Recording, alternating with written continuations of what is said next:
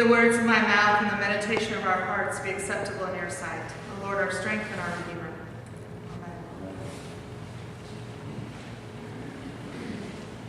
Amen. When you think of what it means to be a Christian, what comes to mind? Or put another way, what does it mean to follow Christ? There are lots of things that I think of when I ask myself this question. There are qualities that I associate with Jesus: compassion, humility, honesty, love, and service. There's very clear teaching in Matthew's Gospel, for example, about what our task is here in this lifetime. Matthew 25 says it is to feed the hungry, clothe the naked, visit the sick and those in prison, and care for the poor. And that whenever we do these things, we are serving not only the people themselves, but we are also serving Christ. I associate with Jesus the ability to admit when I have done wrong and to seek forgiveness. Forgiving others is also something that is very Christ-like. In all of this, in all the things that you thought of when I asked this question, and all the things that I've named, is there anything in it that is self-serving? Is there anything in it that is for the betterment of me as an individual? I don't think so. I think it is always for the betterment of the community, for the life of the church and the healing of the world. That's the direction that Jesus leads us. That's the way he walks, and it's the way we follow. Today's gospel, when it's read by itself, is pretty interesting. It comes across as a step-by-step, blow-by-blow instruction on how to deal with conflict in the church. It's very formulaic. But this passage is part of a larger chapter in Matthew's gospel. So when we read it, by itself, it's sort of taken out of context. In the chapter 18 of Matthew's gospel, that chapter is really focused on what it means to be a disciple of Christ. How we are to live as people who follow Christ. And this is one section of many. Chapter 18 starts with the disciples asking Jesus, who is the greatest in God's kingdom? Who among us is the greatest in God's kingdom? Can you guess what Jesus says? It's a child. Jesus takes a child, puts the child in the middle of their circle, and says that the greatest in the kingdom of heaven is one who has the humility of this child, and that you must become childlike to enter this kingdom. And then he warns not to be a stumbling block for children or for people who have that spirit in them. In other words, don't harm others and looking out for yourself. Be careful about how you impact the lives of others and what you do and in what you say. Then he goes on to tell the parable of the lost sheep. 99 sheep were present, but one was lost. So the shepherd leaves the 99 to go in search of the one. And then finally we get to our gospel for today, which is about what happens when there's conflict in the church and the presence of God in our midst and in the midst of such things. This clearly is not about some kind of judicial process here, but about the way that we love one another as Jesus has loved us. It's about discipleship. Now, when we read it out of context, it's tempting to look at it from a defensive perspective. And I've heard lots of people do this. This person over there wronged me, and so I will go confront them. And when they don't listen, I'm going to bring some others. And when they don't listen, I'm going to bring the whole church. It has a feeling of being sort of bullying in a way. That's not really in the spirit of how Jesus operates. That way of doing things has at its core a right and wrong perspective on life. Who is okay and who is not okay. Who is in, who is out. Who is to blame and who is the victim. That's not the way Jesus operates. The real spirit of this passage is humility, understanding that we make an impact on one another, and and learning to forgive one another and to seek forgiveness. And right after this section of the gospel, Jesus goes on to talk about forgiveness and how often we are to forgive and what forgiveness looks like. I think it is about learning to say how you've been hurt, not to prove that you are right, but to heal and to reconcile what has been torn into.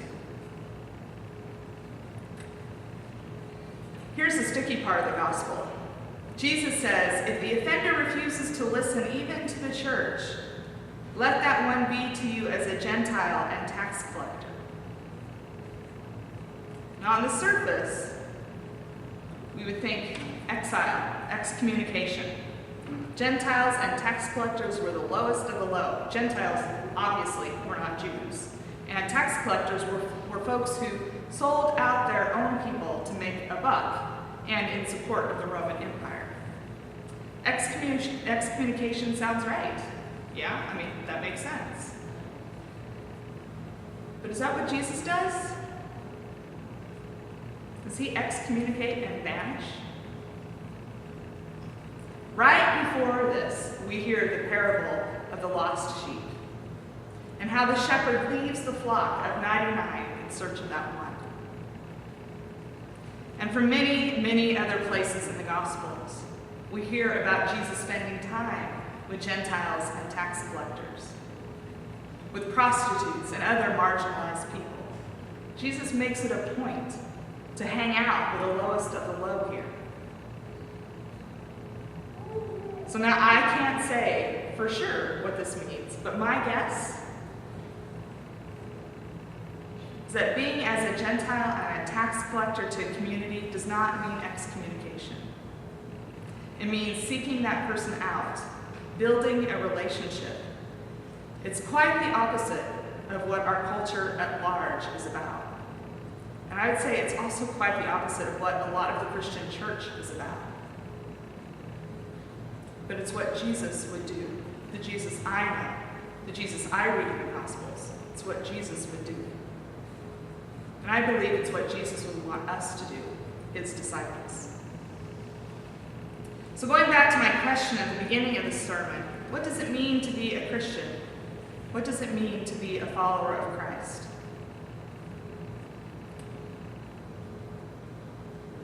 At least in this week's gospel, the key element in all of these discipleship stories is community. What it means to be part of a community and to know the power of God in community. When 2 or 3 are gathered, God is there. When 2 or 3 of us are gathered, God is there.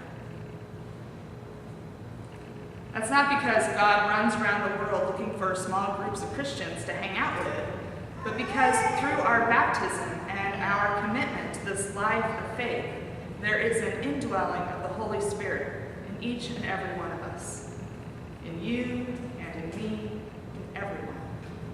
And when we come together, that Spirit comes together too. This is an example of the whole being greater than the sum of the parts. When we come together, the Spirit comes together, and we are immediately brought into that kind of holy relationship that we know in the church, through the relationship of this triune God that dwells in us. It's powerful and it's hopeful, no matter what happens in your life. If it's something so big and so awful that you can't bear it, that you can't speak about it, you are not alone. The gospel gives us this promise. You have a community where the presence of God is real. Call on 2 or 3 of us, and we will be there. And the Spirit of God will be alive in us as a community. The whole is greater than the sum of its parts.